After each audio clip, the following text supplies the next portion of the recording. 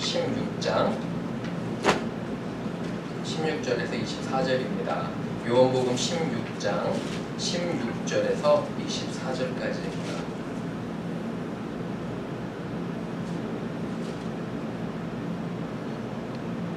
요한복음 16장 16절에서 24절입니다.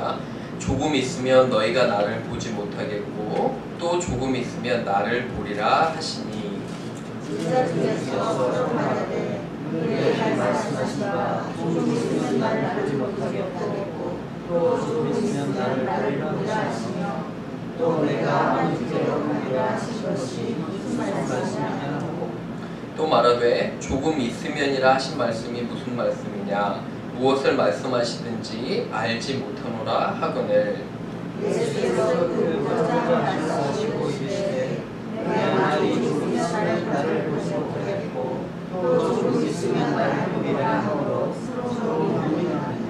내가 진실로 너희에게 이르노니 너희는 곡하고 애통하겠으나 세상은 기뻐하리라. 너희는 근심하겠으나 너희 근심이 도리어 기쁨이 되리라.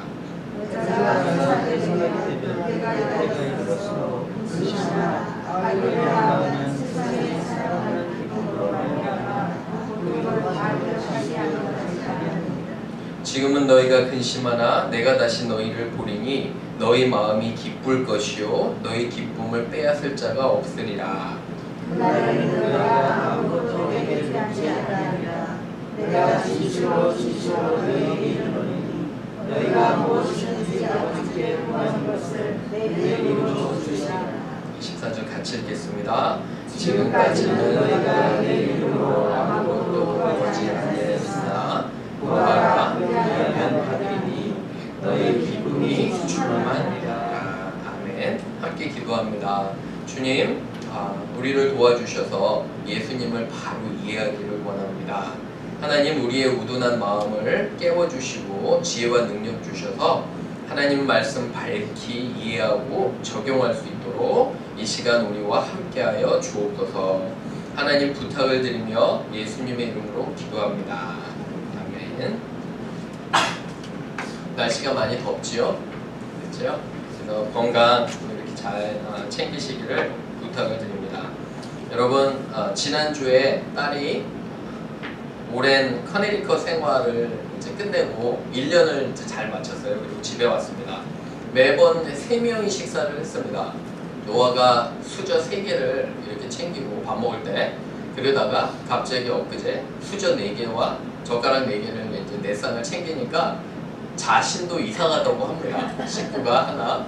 그리고 특별히 이제 노아도 커서 돌아다니면 저와 아내와 식사할 때가 많았는데 그래도 하나님께서 이렇게 다 같이 모이게 해주셔서 감사를 드립니다. 그리고 딸도 집이 그리고 엄마 음식이 편한가 봅니다. 그래서 이제 좋은 시간을 가지고 있는데 제가 그래서 그랬습니다. 네가 고등학교는 멀리 갔으니까 웬만하면 대학교는 근처로 와라. 네, 그래서 여기도 좋은 대학 많으니까 굳이 멀리 갈 필요 없고 하지만 본인이 결정한 거지만요. 저 비난하면 안 되니까 그죠? 자기가 결정해야 되잖아요. 그렇지만 또 가까이 사는 것도 복이 아닌가 이런 생각을 한번 해봤습니다. 여러분 그림 하나 보여드립니다. 그림 보시면 여러분 관계에 있어서 저는 이런 생각을 해봤습니다. 딸과 이야기를 하고 가족과 아내와 그리고 노아와 이 얘기를 하면 과연 서로 의사소통을 잘 하는가? 여러분 오늘의 정말 제가 고민되는 것이 뭐였냐면 의사소통이 잘 되는가? 나는 관계를 잘하고 있는가? 예를 들어서 내가 어떤 사람과 이야기를 하고 있는데 마치 이 그림처럼 내 머리에는 온통 나의 생각들 있잖아요. 그죠? 그리고 저와 의사소통을 나누는 상대방도 머릿속에 많은 생각들이 왔다 갔다 할 것 같습니다. 그런데 건강한 관계, 여러분 오늘 성경 공부 때 배우셨죠? 관계. 이 건강한 관계가 되려면 무엇을 잘해야 되냐면 의사소통을 잘해야 됩니다. 그렇죠? 의사소통을 잘한다는 건 서로의 마음을 잘 알아주는 거라고 저는 또 생각이 됩니다. 내가 상대방의 마음을 모르고 또 상대방이 나의 마음을 모르면 과연 얼마나 그것은 옳을까 이런 생각을 해봅니다. 그래서 서로 마음을 읽어주는 거, 사실은 아름다운 관계는 서로 이해하고 의사소통하고 마음을 잘 알아주는 게 아닌가 생각됩니다. 여러분, 예수님과 우리와의 관계도 마찬가지입니다. 예수님께서 우리에게 여러 가지로 얘기하시는데 통 내가 알아듣지 못하면 예수님이 얼마나 답답하실까요? 그렇죠? 아빠가 자녀들에게 정말 좋은 마음으로 아무리 얘기를 해도 자녀들이 알아듣지 못한다면, 그죠? 아빠의 마음과 엄마의 마음을 알아듣지 못한다면 얼마나 그게 안타까운지. 우리 하나님도 마찬가지인 것 같습니다. 여러분 우리가 신앙생활을 할 때 예수님과 하나님을 제대로 알고 이해하지 못하면 어쩌면 헛살다가 예수님 만나러 갈 수도 있는 것 같습니다. 우리 권사님들도 그러시죠. 자녀들에게 좋은 의도와 사랑하는 마음으로 했는데 전혀 이 자녀들이 알아듣지 못하면 얼마나 답답해요. 그래서 저는 우리 교회가 예수님의 마음을 잘 아는 교회가 되기를 주님의 이름으로 축원합니다. 제목 한번 읽어볼까요? 시작. 예수님을 잘 이해합시다. 이해를 해야 돼요. 그죠? 그래야지 대화가 되잖아요. 이제 세 가지로 한번 정리해 봅니다. 첫 번째 한번 거기 주보에 한번 적어 보시기 바랍니다. 우리는 예수님의 말씀을 잘 뭐 해야 될까요? 이해해야 돼요. 그죠? 그래서 이제 첫 번째는 우리는 예수님의 말씀을 잘 이해해야 됩니다. 1번 한번 같이 읽어봅니다. 시작. 우리는 예수님의 말씀을 잘 이해해야 합니다. 이해해야 합니다. 16절 한번 보세요. 16절에 예수님께서 이제 십자가에 달리시기 전에 이렇게 이제 얘기를 해주시는 거예요. 16절 보시면 조금 있으면 너희가 나를 보지 못하겠고, 그죠? 또 조금 있으면 나를 보리라 하시니, 이렇게 얘기를 하셨어요. 그러니까 조금 있으면 너희가 나를 더 이상 이제 만나지 못할 것이다 하고, 또 조금 있으면 보리라 했더니 17절에 제자들 아이의 사이에서 여러 가지 이야기들이 와요. 이게 무슨 말인가 도대체? 예수님이 도대체 무슨 말씀을 우리에게 하시려고 하나? 감도 못 잡는 거예요. 그죠? 또 말하되 18절 보시면 조금 있으면이라 하신 말씀이 무슨 말씀이냐? 무엇을 말씀하시는지 알아듣지 못하노라. 이렇게 얘기를 하죠. 여러분, D.A. 칼슨이라는 신학자도 그렇고 저도 동의합니다. 이게 무슨 말씀이냐면 예수님이 좀 있다가 무슨 사건을 겪으세요? 십자가 사건, 그죠? 돌아가시면 제자들과 같이 있을 수 있어요, 없어요? 없잖아요. 제자들 다 도망가고. 그 얘기예요. 조금 있으면 다시 보리라 한 건 뭘까요? 부활 후에 예수님께서 나타나셨잖아요, 그죠? 그래서 다시 보고 아버지께로 돌아가신다는 말씀인데 제자들은 감도 못 잡는 거예요. 여러분, 제자들에게 예수님께서 십자가에 달리시고 부활하신다고 얘기하셨을까요? 안 하셨을까요?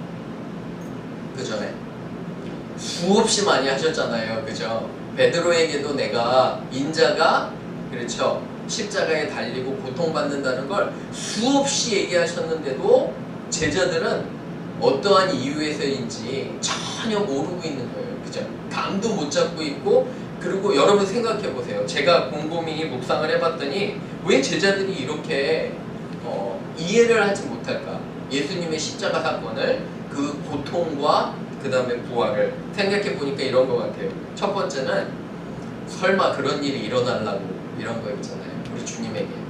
그러니까 불신이에요. 별로 귀 기울여 귀담아 듣지를 않는 거예요. 예수님의 말씀을. 또 하나는 뭐냐면 고집이 있는 거예요. 자기 고집.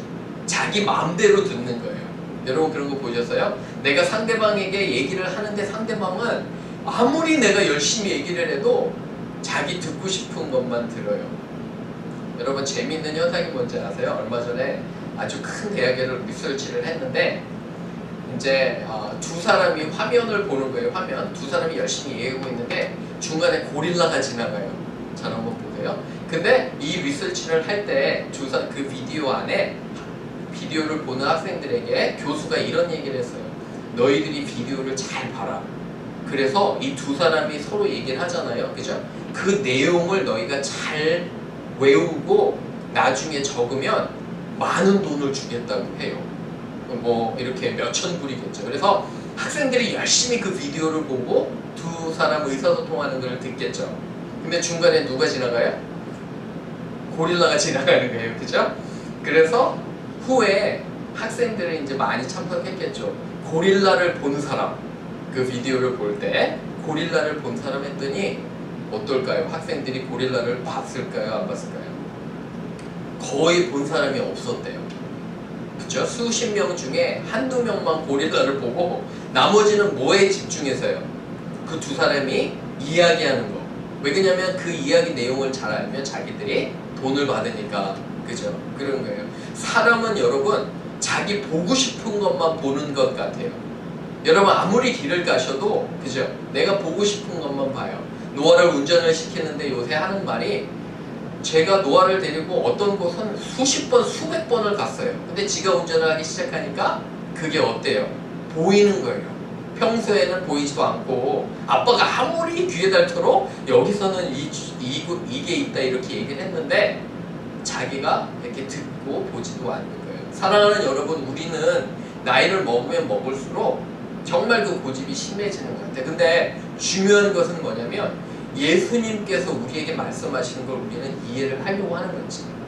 진정으로 내 고집과 아집과 편견을 내려놓고 예수님 정말 원하시는 삶을 사는지 그거를 우리가 잘 한번 생각해 봐야 됩니다. 두 번째 한번 봅니다. 두 번째, 예수님은 우리에게 적어보세요. 희생의 삶.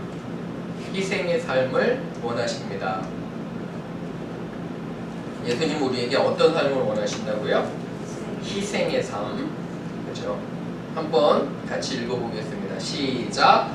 예수님은 우리에게 희생의 삶을 원하십니다.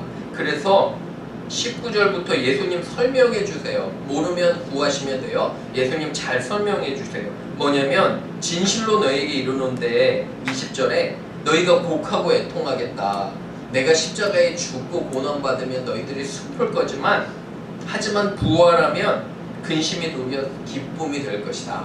그죠? 죽음을 이길 것이다 하고 21절에 보면 예로 들으시는 게 해산하는 거. 그죠? 여인이 우리 여자 집사님들 오래되셨지만 기억나세요? 아이 이렇게 이제 해산하실 때 너무 옛날이라 기억 안 나시죠? 하나도. 어떠세요? 목사님들 기억하시나요? 그때? 네. 굉장히 고통스럽죠. 뭐 지금은 하여튼 주사 여러 가지 그런 것들이 좋아서 이렇게 어려움 없이 나지만 그죠? 특별히 자연분만 할 때는 굉장히 어려운 것이니까 합니다. 이 고통 가운데 있는 여인들의 비유를 해주시는 거예요. 근데 고통 중에 있었지만 아이가 딱 태어나면 어떨까요? 굉장히 그것이 모든 기쁨으로 이렇게 돌이키는 것을 보게 됩니다. 그래서 우리가 사는 특별히 믿음의 사람들은 희생의 삶 그리고 먼저 드려지는 삶을 해야 된다고 주님 말씀하십니다. 몇 가지 우리 성경 구절 한번 볼게요. 요한복음 12장 24절 보이시면 같이 한번 읽어보겠습니다. 시작. 내가 진실로 진실로 너희에게 이르노니 한 알의 밀이 땅에 떨어져 죽지 아니하면 한 알 그대로 있고 죽으면 많은 열매를 맺느니라. 다음 것도 읽어보겠습니다. 시작.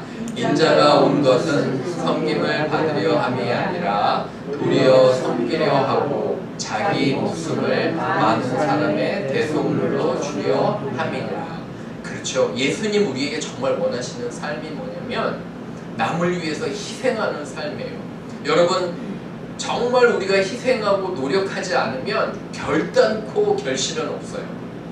그거를 보셔야 됩니다. 여러분 내 삶에서 내가 어떤 사람을 진정으로 사랑하고 그 사람을 위해서 헌신하고 투자하지 않으면 결코 결실이 없다는 거예요. 우리의 바쁜 삶에서 주님 원하시는 거를 여러분 잘 우리가 이해를 해야 돼요. 그래서 제자 만드는 것이 얼마나 또 중요하고 그런지 몰라요. 우리 삶에서 저는 그래도 감사한 것이 여러 사람들이 이제 성경 공부 만나고 트레이닝 하면 그래도 저를 기억하고 연락해주는 사람들 때문에 감사를 드립니다. 특별히 다른 건 없어도 이렇게 이제 가끔 저는 성경 좋은 걸 사서 성경을 나눠주거든요. 사람들에게. 그리고 이제 학생들에게 나눠주면서 열심히 이거 읽어보라고 이렇게 하는데 여러분 그게 작은 것 같아도 씨를 뿌리는 거잖아요. 그렇죠? 여러분들의 작은 노력들이 얼마나 중요한지 몰라요. 어떤 분과 얘기하다가 요새 신종병이 있다고 합니다. 그거 들어보셨어요? 귀차니즘병. 그거 들어보셨어요? 귀차니즘. 모든 게 귀찮다고 합니다. 특별히 날씨가 더워지면 아무것도 하기 싫어하고 귀찮대요. 그죠? 제가 근데 그 얘기를 듣고 그것도 좀 시간이 남고 편하신 분들의 이야기인가? 귀찮은 거. 저는 정신이 하나도 없는데 일주일 동안 이런 생각이 듭니다. 여러분, 우리는 열심히 무엇인가 노력해야 돼요. 지금 전도가 안 된다고, 사실은 전도가 안 되고 사람들이 안 오는 건 그거는 문제가 아니에요. 저는 그걸 문제라고 보진 않습니다.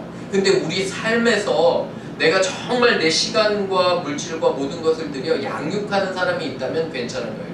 끊임없이 우리가 관심 있는 사람이 있다면 괜찮은데, 그런 사람들이 우리 삶에 없다면 우리가 돌이켜 봐야 됩니다.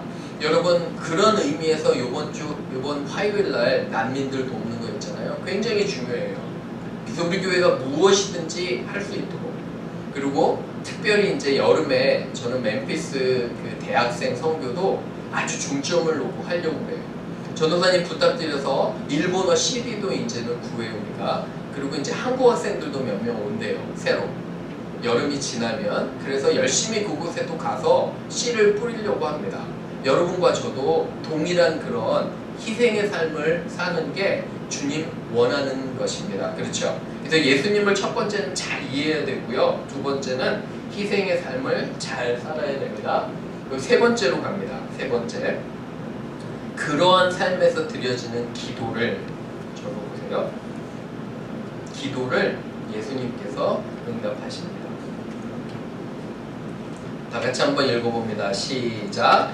그러한 삶에서 드려지는 기도를 예수님은 응답하십니다. 24절 보세요. 24절도 같이 읽어봅니다. 시작. 지금까지 너희가 내 이름으로 아무것도 구하지 아니하였으나 구하라 그리하면 받으리니 너의 기쁨이 충만하리라. 예수님 계셨으니까 기도는 안 했을 거 아니에요. 그죠? 예수님께 그냥 부탁했겠죠, 제자들은. 근데 예수님이 이제 안 계시니까 나의 이름으로 기도하라는 거예요. 그죠? 그래서 열심히 기도하고 구하면, 근데 여러분 보세요. 나의 이름이에요. 내 이름으로 구하라. 나의 뜻대로 구하라. 아버지의 뜻대로 구하라는 거예요. 여러분, 우리가 모든 기도를 해서 다 하나님 응답하시는 게 아니라 뭐예요? 아버지의 뜻대로 행할 때, 우리가 예수님 원하시는 삶을 살 때, 희생을 할 때 구하라는 거예요. 그러면 하나님께서 우리를 응답하신다는 거죠. 여러분, 저에게 왜 하나님께서 기도를 응답하시지 않나요? 그거보다 내가 하나님의 뜻에 맞추어 삶을 살아가는 게, 그게 더 중요한 것입니다. 그래서 정말 그러한 삶을 드려줘야 돼요. 최근에 니카라구아에서 선교하시는 선교사님을 만난 적이 있습니다. 몇 주 전에. 선교사님 저에게 이런 말씀을 하십니다. 계속 선교팀이 그곳에 온대요. 근데 선교팀이 올 때마다 사람들이 생각하는 게 무엇인가 큰 거를 자기들이 할 것처럼 온대요. 그 좋은 거잖아요. 어쨌든, 그죠? 선교지에 가서 내가 복음을 전하리라. 100명에게 복음을 전하리라. 내가 이 니카라구아라는 나라를 바꾸리라. 이러한 마음으로 온대요. 근데 선교사님이랑 일주일, 2주일 지내고 보면 돌아갈 때 항상 이런 얘기를 한대요. 선교사님, 제가 여기 무엇인가 큰 일을 하러 왔는데 가장 큰 결실은 내가 바뀐 것입니다. 그런데요. 여러분, 그 말씀 이해하시겠어요? 선교지에 간 사람, 그 사람이 바뀐 거예요. 뭐가 바뀌었냐면 삶을 보는 태도가 바뀌었대요. 시야가 바뀌었대요. 그리고 내가 이렇게 살면 안 되겠구나 하는 거를 깨달았대요. 그러니까 선교사님이 웃으면서 하시는 말씀이, 선교지에 갈 때 내가 무엇인가를 하려고, 그것도 있지만 하나님은 그렇게 쓰시지만 제일 큰 축복은 그 가는 당사자의 삶과 태도가 완전히 바뀐다는 거예요. 그런 걸 너무 많이 경험했다는 거예요. 여러분, 우리의 기도가 있잖아요. 자꾸 내 삶을 구하고 달라고 그렇게 하면 하나님께서 그런 기도를 기뻐하지 않으세요. 그런데 만약에 여러분, 우리가 정말 헌신해서 전도하고 학생들 열심히 또 사역하고 사람들 사랑할 때, 하나님 내가 무엇인가 필요해요. 하나님 주시옵소서 하면 하나님께서 주신다는 거예요. 그런데 나의 삶에서 전혀 그런 게 없다면 그 하나님께서 어떻게 응답하시겠어요? 저는 여러분들에게 정말 간곡히 부탁을 드립니다. 여러분, 우리 삶에 일어나는 주위의 일들 있잖아요. 우리 믿는 사람들은 작은 것 하나도 그냥 넘어가면 안 돼요. 어떠한 일이 우리 삶에 일어났다 하면 하나님께서 과연 이 일을 통해서 나에게 가르치시려는 것은 무엇일까? 이거를 생각했어요. 다시 한번 말씀드립니다. 삶에 어떤 일이 일어나잖아요. 그죠? 저도 그래요. 삶에 어떤 작은 일들이 그게 무엇인지는 모르지만 일어나면 하나님, 이 일을 통해서 나에게 가르쳐 주시는 말씀은 무엇인가요? 나에게 말씀하시는 것은 무엇인가요? 그거에 민감해야 돼요. 그런데 만약에 이렇게 그냥 일이 일어났는데 그냥 그거는 그냥 일어날 수도 있어, 이렇게 넘어가잖아요. 그러면 하나님께서 말씀하시는 음성을 들을 수가 없는 거예요. 이해할 수가 없는 거예요. 그렇죠? 그래서 정말 이거 꼭 기억하셔야 됩니다. 두 성경 구절 한번 읽어봅니다. 시작. 누구든지 하늘에 계신 내 아버지의 뜻대로 하는 자가 내 형제요 자매요 어머니니라 하시더라. 여러분, 예수님이 열심히 사역하시는데 어머니와 동생들이 찾아왔어요. 그래서 예수님 만나자고 하는데 예수님이 뭘 하세요? 매몰차게?